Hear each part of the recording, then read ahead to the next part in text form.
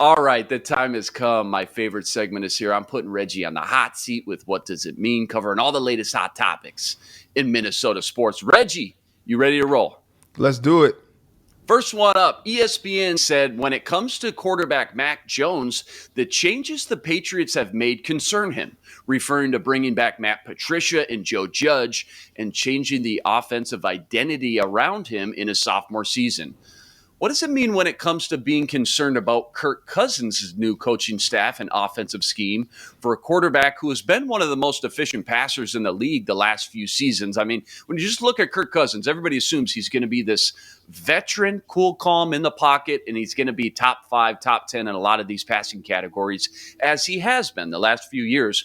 What aren't we thinking about here? What could go wrong here? What concerns you that maybe fans aren't maybe thinking about right now going into this new offensive scheme? Well, I put Mac Jones and Kirk Cousins in two totally separate categories. Absolutely. We know that a quarterback in his sophomore season, it's good to have him stay and stick with an offense and stick with what's gotten him to that point, because making so many changes. I look at a guy like Sam Bradford. The dude had new offensive coordinators every year in the league, like his first 4 to 5 seasons with the Rams. Like, it was kind of crazy just seeing, like, he went from Pat Shurmur to Josh McDaniels to whoever else, just like Signetti or something, like all these other guys that it was just like, okay, what offense can I learn? Like, making an adjustment to the NFL is hard enough as it is, and especially without any continuity. Like, let the guy develop with some guy. I really don't know what Bill Belichick is doing with that offensive situation, but he's the best, he's the GOAT, all that good stuff. So you just trust that he knows what he's doing. But I mean, give Max some continuity so he can excel in year 2. On the other side, I don't think that Kirk Cousins is going to have a problem at all adjusting to Kevin O'Connell's system. He's a pretty astute quarterback. He's a student of the game. I think he will kind of ingest this system that O'Connell is throwing at him, and by mid-season, they're going to be cooking with gas all the way, burner all the way on high, those flames just rolling like you see on those barbecue commercials, and they're going to be cooking defenses up and serving them up on a platter. I think it's interesting to see, the only thing that I guess I get concerned about is, I'm sure, and I know, especially conversations that I've had with Kevin O'Connell since he's been here, he's going to challenge Kirk Cousins to be more aggressive. And I know sometimes Mike Zimmer kind of kept it conservative for Kirk, and I think Kirk prefers to be a little bit more conservative, but I think this coaching staff is going to challenge him to be a little bit more aggressive out there and take some chances, take some risks. And I know that is probably going to come at the expense of Kirk Cousins' numbers, and we know Kirk likes to make his numbers. But I think that's going to be the challenge there, is to challenge Kirk to be more aggressive and see how he responds. Does he respond with throwing more interceptions?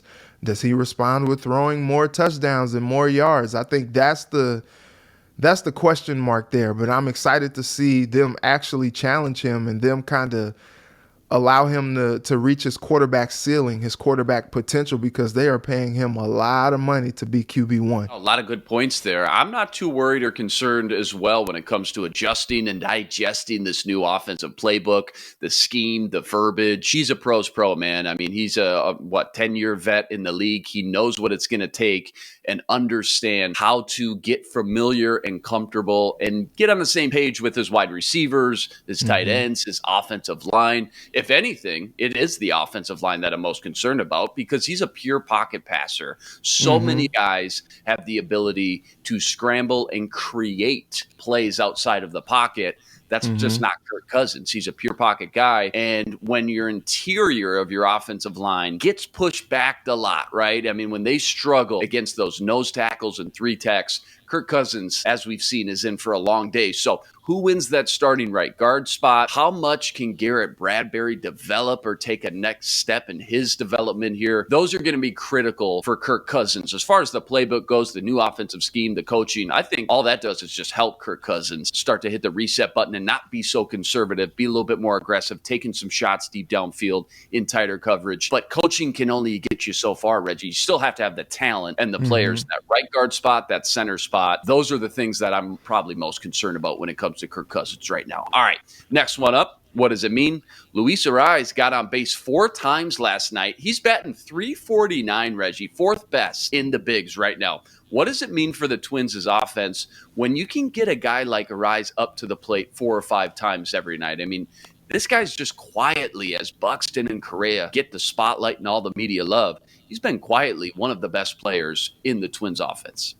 Oh, yeah. It means that good things are in store for the Twins offense when Arraez is at bat. I mean, this guy's just – he was playing first base last night. Like, the dude is just like a guy – he's like a Swiss Army knife. He's the dude that you just put in and, you know, you find a way to get that bat into the lineup. You don't know maybe on a night in and night out basis where you're going to play him on defense, but you're just like, you know what?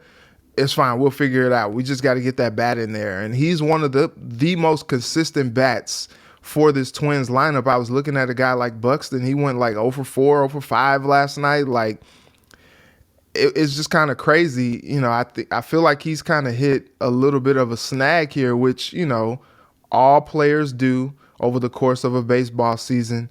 Sometimes, you know, all this rest and load management that he's undergoing, you know, doesn't necessarily spell well for a player's rhythm and momentum. You know, he missed a play in the outfield yesterday that you always expect him to make. He just kind of misplayed the ball and then ended up running into the wall too. But it's just interesting that even when you got your main guys like Buxton and Correa and Sanchez and those guys like not hitting or producing at the level that you're expecting, that you could just throw Luis Arraez out there and just allow him to do his thing, and he's going to be a little bit of a spark plug, be a jolt for that lineup, and that's a luxury. I can't remember a better 1-2-3 starting lineup for the Twins than Buxton, Luis Arraez, and now Carlos Correa in a long time, man. And just wait, like you said, just wait till Buxton starts to heat back up here. This Twins offense is going to be really fun to watch.